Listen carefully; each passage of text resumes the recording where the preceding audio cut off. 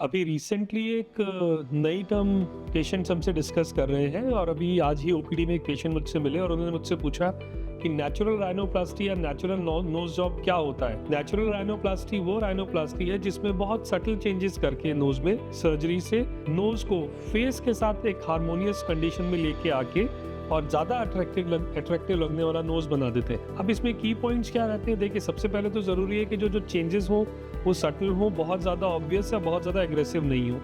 इसके अलावा इसमें कोई स्कार नहीं हो, कोई इंसिजन नहीं हो। अगर इंसिजन हो भी तो वो इंटरनल इंसिजन्स हो, जैसे क्लोज राइनोप्लास्टी होता है, प्रिजर्वेशन राइनोप्लास्टी होता है, जिससे कि वो एक तरह से ऑब्वियस ना हो पाए। जो मेन फोकस रहता है वो रहता है फेशियल हार्मनी पे, कैसे नोज को with minimum surgical intervention face के हिसाब से हार्मोनियस लुक दे सके जो कि ज़्यादा अट्रैक्टिव लगे। देन एक और इम्पॉर्टेंट एस्पेक्ट होता है इसमें कि जो नोज़ की स्ट्रक्चर्स होती है, जो मोस्ट ऑफ द स्ट्रक्चर्स होती है नोज़ की, उन्हें प्रिजर्व करते हैं एज इट इज़ उनकी नेचुरल शेप में, और कुछ ही एलिमेंट्स को, कुछ ही सेगमेंट्स को नोज़ के ऑल्टर करते हैं जिससे कि नोज़ की शेप नेचुरल लगे और फेस के साथ हार्मोनियस लुक आए। सो ये जो सटल चेंजेस करने होते हैं नोज़ में फॉर नेचुरल राइनोप्लास्टी और नोज़ का स्ट्रक्चर प्रिजर्व करना होता है, उसके साथ में अगर कोई फंक्शनल प्रॉब्लम भी है, सेप्टम डेविएटेड है, तो सेप्टोप्लास्टी भी कंबाइन कर सकते हैं जिससे कि ब्रीदिंग प्रॉब्लम भी ठीक हो जाए।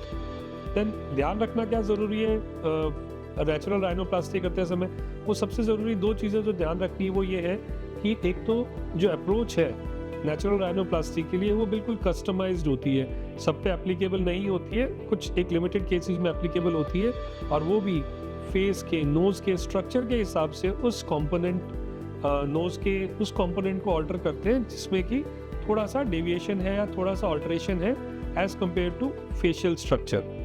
देन बहुत ज़रूरी है आपके प्लास्टिक सर्जन का ये जानना कि इन केसेस में ओवर करेक्शन बिल्कुल नहीं करना है, बिकॉज जो करेक्शन की रिक्वायरमेंट है वो मिनिमल है। बिल्कुल एक बहुत स्लाइट सटल चेंजेस करके, सटल ऑल्टरेशन करके नोज़ को अट्रैक्टिव बनाया जा सकता है, और ओवर करेक्शन करते ही वो चेंजेस ज़्यादा ऑब्वियस हो जाते हैं और वो राइनोप्लास्टी एक तरह से कई बार थोड़ा सा अननेचुरल लुक भी दे सकती है। सो अगर आपको लग रहा है कि आपके नोज़ में सटल चेंजेस से, बहुत माइल्ड चेंजेस से कुछ लुक अच्छा हो सकता है, फेस की हार्मनी में नोज़ आ सकती है उस राइनोप्लास्टी से, तो डेफिनेटली एडवाइजेबल है कि आप एक्सपर्ट प्लास्टिक सर्जन से मिलें, कंसल्ट करें।